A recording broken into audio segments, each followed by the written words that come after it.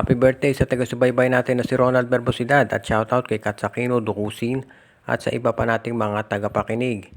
At ngayon dito sa balita natin, mukhang itong Barangay Hinebra at itong Rain or Shine Elasto Painters ay ini-invite o inaalok ng Converge sa isang malaking 3-team trade dahil mukhang itong Converge ay hindi pa tapos sa pagpapalakas ng kanilang lineup. Mukhang ang tinitignan ngayon ng Converge yung posibilidad na baka hindi nila makuha itong si Justin Baltasar. Kahit mag-tank sila dahil mukhang mas magaling mag-tank itong Blackwater. So ganito ang balak ng Converge Fiber Xers ngayon. Ite-trade nila si Shawnee Winston dito sa Barangay Hinebra.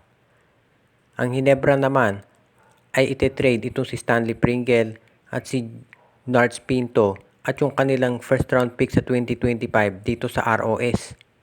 Ito naman Converge, ibibigay si Jeyo Ambohot dito sa ROS at ang Converge makukuha si Kit Datu.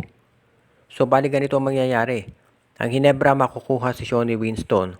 Ang Converge makukuha si Kit Datu. Ang Rain or Shine naman makukuha itong si Jeyo Ambohot, yung 2025 first round pick ng Barangay Hinebra, si Stanley Pringle at itong si Nards Pinto. Kung titignan natin, itong laro ni Ambohot ay halos pareho lang dito kay Kit Datu. So magkakaroon pa rin ng isang outside shooter na big man itong Rain or Shine. Plus meron silang Pringle, Pinto at meron pa silang first round pick na makukuha. Kung mawala man si Datu, nandyan naman si Luis Villegas, so magkakaroon pa rin sila ng Twin Towers dito sa loob. Samantala naman Hinebra, yung kawalan ni Pringle, mapupunuan yan ito si Shawnee Winston. Samantala ito naman Converge, makukuha nila si Kit Datu.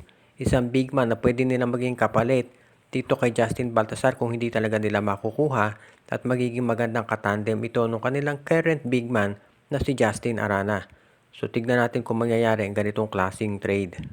Para doon sa mga nagtatanong kung ito bang si Troy Rosario saan mapupunta. Sa ngayon mukhang palakihan ng offer itong TNT Tropang Giga at itong SMB. Si Rosario ay magiging unrestricted free agent pagkatapos ng kontrata niya dito sa Blackwater Bossing. At marami ang naniniwala na ito hindi magtatagal dyan sa Blackwater dahil syempre gusto ni Rosario sa puntong ito ng kanyang karera ay maglaro para sa isang team na pwede mag-contend sa kampyonato. At syempre, pinagpipilian dyan ay itong TNT at SMB. Syempre, kung titignan natin, galing na siya sa TNT Tropang Giga dati. Na-trade nga siya dun para ka dito kay Calvin Optana. Natatandaan nyo yung 3-team trade na yon, TNT, NLEX at Blackwater. Sabi ng iba, masama daw ang loob ni Rosario dahil pinakawalan siya ng TNT. Pero ayon naman doon sa ibang insiders, mukhang okay lang dito kay Rosario basta makabalik siya dito sa TNT Tropang Giga. Kapag nakabalik siya si Rosario, magiging magandang tandem sila ni Calvin Optana.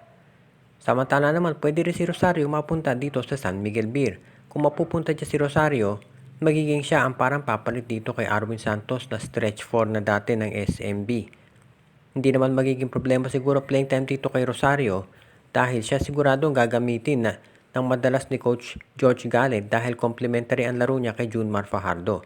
Kung si Rosario mapunta sa SMB, malamang itong si Vic Manuel matrade na yan at ang magiging power forward ng SMB ay si Rosario at si Rodney Brondial.